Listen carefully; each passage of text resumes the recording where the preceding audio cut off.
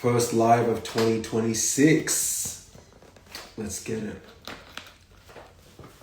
Let me write what this is about. Ask me anything business,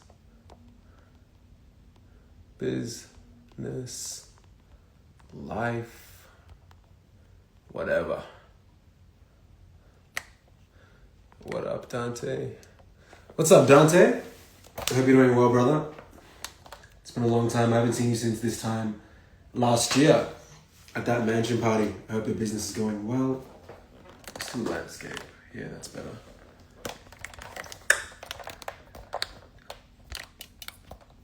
Just clip farming for the editing team. We're going to be doing a lot more live streams throughout this year. A lot of people enjoyed this content. I want to see if I can do it weekly. Thanks, Nalath. Hope you're well, brother. Happy New Year's to you too. Mark, Happy New Year to you too, brother. What's up, Albin? Good to hear that you're well, Dante. Hopefully I'll see you soon. You and Manic. Happy New Year to you too, Chan. Ife, what's going on? So yeah, guys, as I said, we're going to try and do a live every week. We did webinars last year that lasted a few months. The reception from that was good. But the personal brand team wants me to be doing more content that's just a bit more personal, not just the heavy business stuff or case studies, but a little bit more, just personal life, how I make decisions, because I think that's equally as important as just the business stuff. That's it, Trisha. Make 2026 big, and you're a big part of that. Appreciate you, Trisha. Happy New Year to you too, my brother. It's been a minute. I've been seeing your Instagram content with music. Super proud of you. It looks awesome. Oracle FC, Happy New Year to you as well. What belief about your industry do you think will be wrong by 2026? I think people that are over-reliant on AI in the marketing agency field will get wiped out because really skilled marketers understand that there's a pool of people that will think at one level, but how you make money or how you get something viral is you go a deviation above that. So for example, in dating, right? A lot of people date within a standard deviation below or above their IQ, right? So let's just say you're of average intelligence, you might date a girl that's, 10% dumber or 10% smarter than you. So it's also when it comes to marketing, if you're doing something that's within the realm of average or normal, then unless you do something that's super spontaneous or super polarizing, like a Kim Kardashian or a Kanye or a Tate, it's really hard to get viral. So I think it's the same with marketing in my industry. Unless you are doing something that is above the general consciousness of AI, then I think you'll struggle to make it. How would you push a service business to be automated at the point where the owner doesn't have to work? It's a good question. It's a question that I think I'm finally getting some of an answer to. But I don't think it's as simple as you do this one thing and then you get this significant amount of leverage and then you don't have to work. What I think happens is, first of all, you start with a milestone financial goal. Usually it's personally driven. Usually that's 10, 20, 30, 50K, 100K a month. And then as you build, you start to build teams of people. And they have their own interests. And then those teams of people have teams of people. And what will happen is, and I think I'm finally at this size, is where you now need to start hiring C-level people to manage these different pods. When you hire those C-level people, that is when you can potentially not be involved in a certain function of that business. So for example, for me, we have a head of sales. We don't have a head account manager, quote unquote. We have account manager, team leads, we don't have a head account manager. So I'm still involved in sales, but technically, this year's already started. I haven't closed any deals, but my sales team has already. So I think the question is rather, instead of what level does the service business have to get to so you can automate it, it's rather, okay, how many people can I help achieve their own goal? To the point where you have to hire so many people to where you now don't have to necessarily work in the business. But to be clear, I'm still I'll be heavily involved in my company until we're doing at least $1 million a month. Hopefully in the next 12 months or less. What are you choosing not to focus on anymore? Less on I'm still focused on this, but I'm trying to be less involved in putting out client fires unless they're really big client fires. So a big goal of mine this year is to empower my team, like team members, so they can become better leaders instead of me jumping in to solve the fire, because then I'm putting a cap on their skill. So it's still something I focus on a lot. I focus on 3 things as of end of 2025 every day. How can I get more clients with my company? How can we lose less clients? And how can we improve the team? Those are my main 3 things that I have to focus on every day for X amount of hours, and I have to find solutions for. But after I do that, I'm helping out with the sales team, and I'm pretty much not involved in much else. How is AI changing how you compete? I've been focusing on building intellectual property within the company that makes us more valuable, because tech-enabled companies are more sellable than non-tech enabled companies. So for example, say you have like a roofing company, and your roofing company is doing 80K a month, and their roofing company, your competitor, is doing 80K a month. The roofing company that has their own CRM that maybe AI created for them, everything else equal, is probably technically more valuable than the other company that doesn't have their own CRM in-house, etc. So things like that is what I've been focusing on building, more one-of-one clientele boosters consulting group intellectual property that unless you're part of the company, you don't have access to. What trend is overhyped? What trend is overhyped and what's underestimated? Sales underestimated still. I think a lot, in fact, I know a lot of Gen Z are still very, not afraid, but they don't like to do grunt work. They don't like to get as dirty in the trenches as potentially older generations. I think that's my advantage. Like I'll go door to door still if I need to. I'll go in person to pitch someone. I'm shameless. I'll make, a bunch of calls. I'll make calls from 10 different phones until the person picks up. There's a client that just signed up in November, and they blocked me and stopped answering me from like 6 different phones. And I've been calling them for 2 years following up. And then one of my other sales guys closed them. And it just shows and when he wanted a discount, he then called me after talking to my sales guys. So obviously the whole time he had my number, but he just decided to block me or not answer me. So that's underrated. What is overhyped? I think, and I say this as someone who is a fan of investing, trading, crypto, things of that nature. I think too many people, I'll make it general. Too many people are looking for easy ways to make money. I think easy ways to make money, quote unquote, are overhyped. I'd rather the person that wants to make money in a longevity-based way, instead of in a way that's focused on, I can be doing 10K a month in like 30 days, 90 days. And you can do that with legit business models, but I've just found that, slow and steady doesn't mean you won't win big. I know people in my network that have hit like 3 million a month in like less than 3-4 years being in business and faster.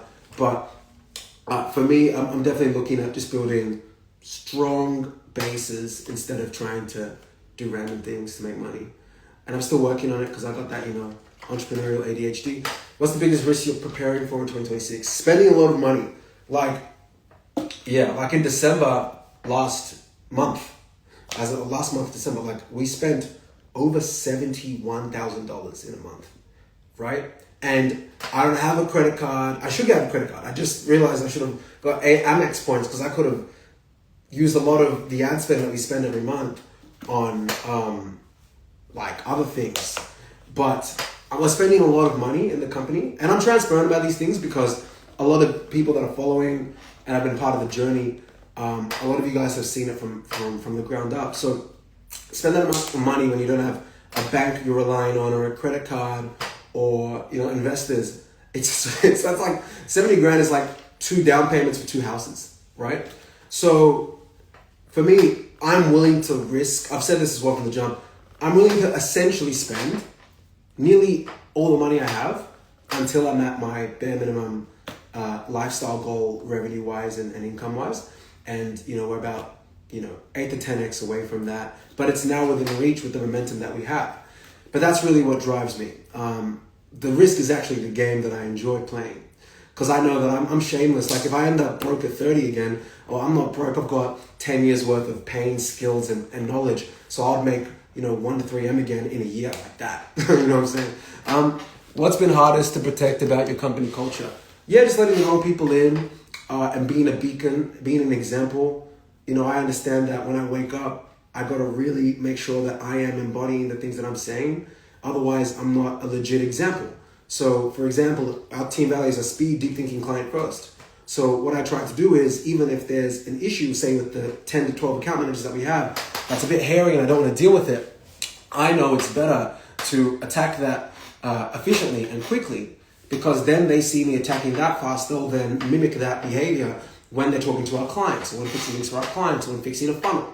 So I think it's culture starting from the top, and me being aware of that keeps me on my toes. But I think that's a great thing, and I think that's why entrepreneurship is personal development that you get paid for and that you lose money for.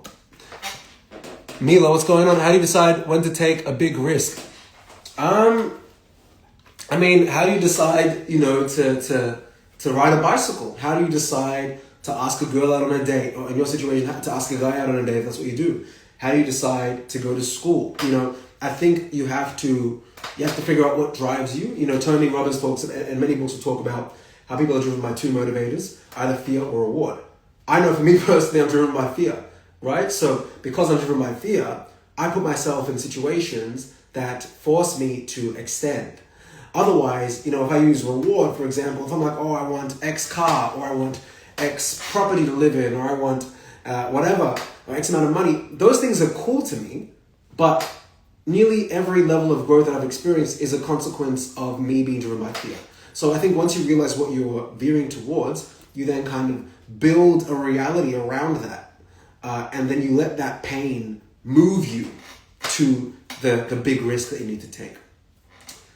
Mustafa, my brother, what a view. Thank you, my bro. I miss you. Let me know when you and Adam are back in Melbourne. Me and Mohammed would love to kick with you and to catch up properly. I see what you're doing with Superlux. I'm extremely proud of you, brother. And Hadara always has a place in my heart. So I do miss you, brother. And like I said, when I last spoke to you in person, online, there's going to be so many things that we'll collab on, if not in our 20s and our 30s, just because we're in the same vibration. So let me know when you're in Melbourne. What habit has made the biggest difference for you as a founder? You know what's interesting? I think I technically worked harder in 2023 and, I wouldn't say 2024, maybe in 2024. Maybe 2024, 2025, I worked at an equal level of harder, perhaps. But the biggest thing that I've realized is, as a founder, especially once you're at a 7-figure per year run rate, you have to, it's really about the quality of your decisions. So for example, this 2 years ago, start of 2024, in that month alone, I closed by myself 14 to 17 deals in 1 month at 24 years old. That was 2 years ago. And I was just bullying, I was punching. And it paid off, but maybe 80% of them stayed month 2. Maybe 40% of them stayed by month 3 or month 4. And then a lot of them stayed for the rest of the year. But now, a lot of our churn rate is in single digits, right? Less than 10%.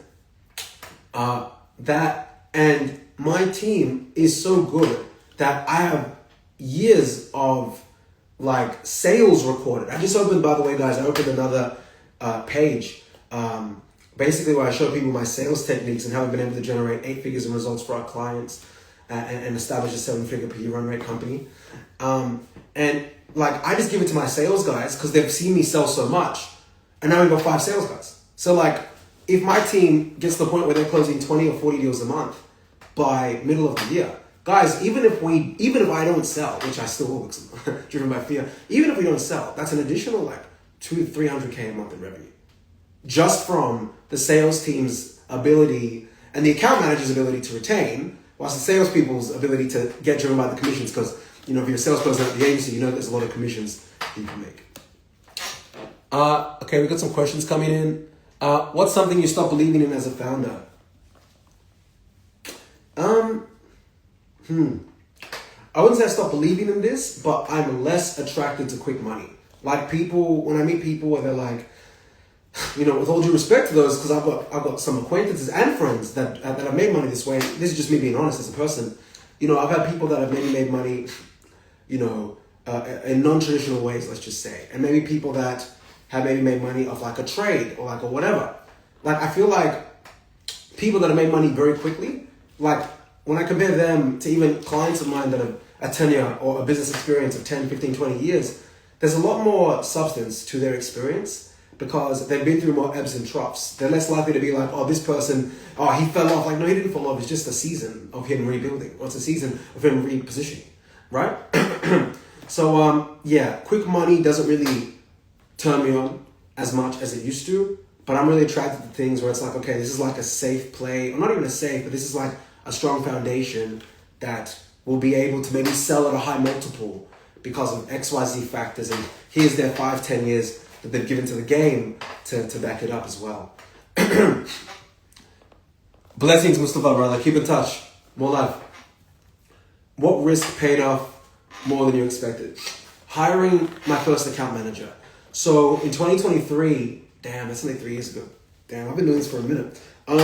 We hired an operations manager, and I was not good enough as an operator at the time. Our churn was too high. So many things weren't in place to where she churned after like 1 to 2 months. And that was a good experience because once I documented what didn't work with the ops manager when I was 23, nearly 3 years ago, I documented that really detailedly. And by the time 2024 rolled around, I was like, okay, instead of ops manager, I'll hire these 2 closers. And then the 2 closers, same pattern. The closers came on board and they left. And I was like, okay, what made them leave like the ops manager?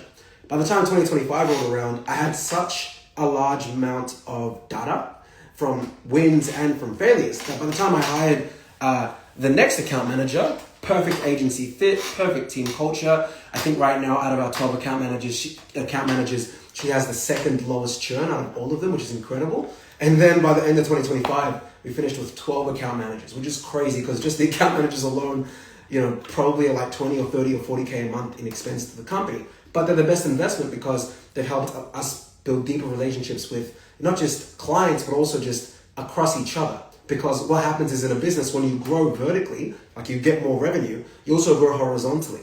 But problems grow horizontally as well. But also wins grow horizontally. So having a culture in which, there's solutions that can be solved horizontally, but also wins, that's one of the biggest things that really helped us in 2025, kind of hit that 7-figure run rate.